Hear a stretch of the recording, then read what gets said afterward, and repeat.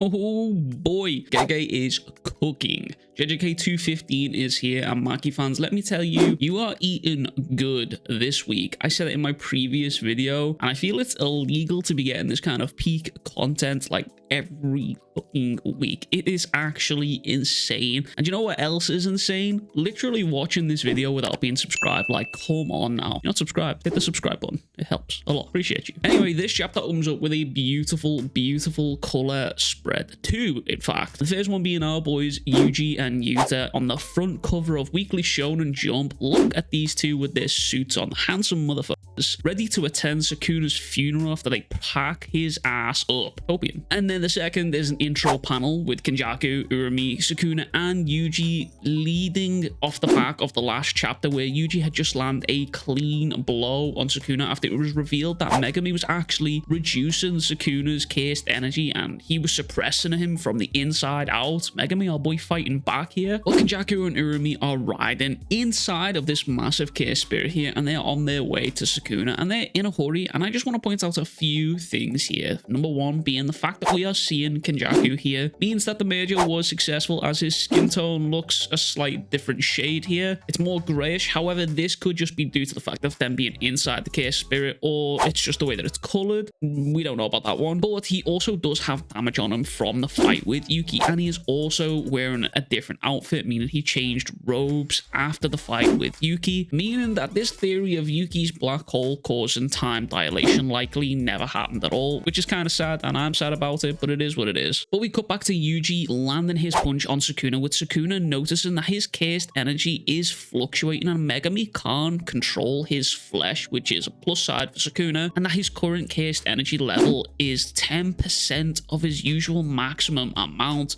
which is insane that Megumi is restraining that much power of Sukuna.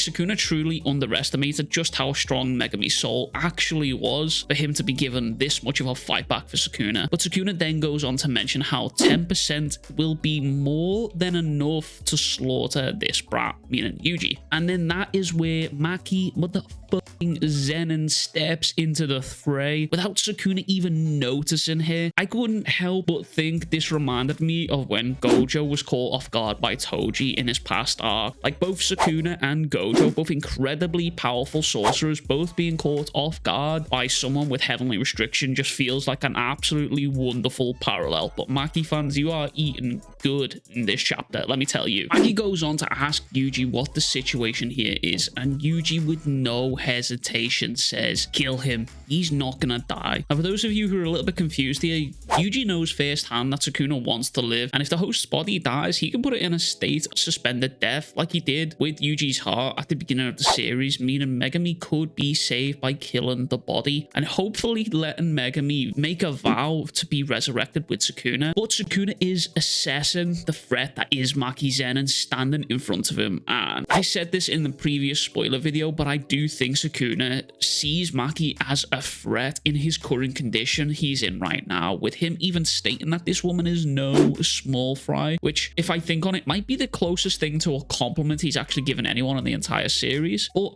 Maki wastes zero time in dashing in and throwing these hands with Sukuna. Both here and Yuji start laying down the combos on this man Sukuna, with Maki ragdolling him and pushing him away, and then Yuji wrapping a steel fence around him. Like, Sukuna, I would argue here, is gonna have to try, given his current situation of 10% cursed energy and the two absolute physical monsters like Yuji and Maki staring him down. He's gonna have to put in some work, some effort here. Maki goes on to say how Megumi's body, given here this good of a fight, is weird, but the goal is to capture whatever that even is, and even if it means killing it, with Yuji wholeheartedly agreeing yes. And Maki asks Yuji if she can go faster, and then asks if Yuji can keep up, with again Yuji wholeheartedly and confidently saying yes, not even taking his eyes off Sukuna for this 1 second. Maki also mentions how she's not sure whether she can use the soul splitter on Sukuna or not, or whether he'd be able to heal the wounds inflicted by soul splitter with RCT or not, which is a complicated topic because I don't think Maki knows that much about the damages on souls.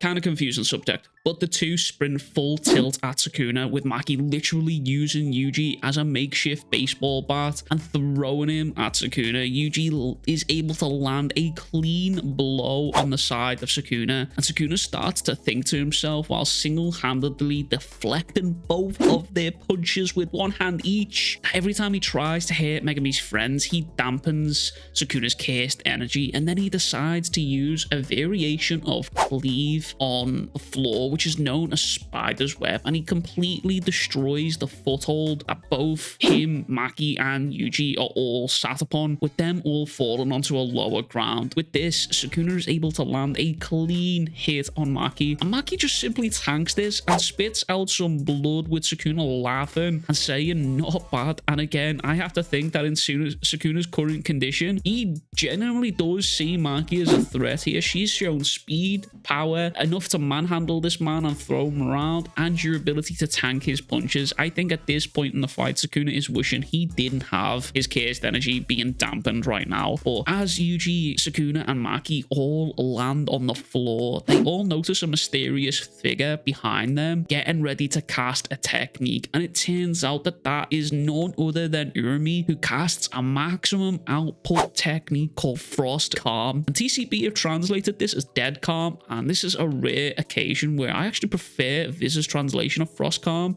This attack ends up freezing over the entire battlefield, freezing Maki and Yuji in place. Uraume then apologizes to Sukuna for interrupting and begs for forgiveness, with Sukuna just simply saying, "You're forgiven." And Uraume mentions how they'd weakened the ice around Yuji just in case Sukuna had any more use for him. And Sukuna goes on to say, oh, he doesn't really care what happens to that brat anymore, but then again mentions how Uraume was correct for focusing on the woman, meaning Maki. But Sukuna then goes on to say that this body is still incomplete and how they should get the bath ready, to which Uraume replies that it's already done, and they get all happy when Sukuna calls them meticulous. And as for what this bath actually is, I have a theory. I've seen a lot of people speculate that Sukuna will get his old body back, but me personally, I don't see why he would need the old body after just taking over a body with the 10 Shadows technique engraved in it. I think this bath is a way to permanently remove Megumi's soul from the body so Sukuna can take over completely. And I think there's more credibility to this theory with the fact that Sukuna is mentioning how this body is incomplete. So we'll have to wait and see what happens, I guess, but that's my theory on that bath right now. But this is where we get another little hint into Yuji's heritage here, which I made a video on recently, and I suggest you go check that out. Sukuna and Uraume are leaving at this point, and Uraume asks if they should kill Yuji, and Sukuna responding, just hold on a minute, just take a look and you'll have a good laugh. They both go on to mention how Yuji looks like him from Harima, which according to these TCB translations, Harima is a province which is now Hyogo, which is the hometown of the Onmyoji, and I hope I'm pronouncing those words correctly,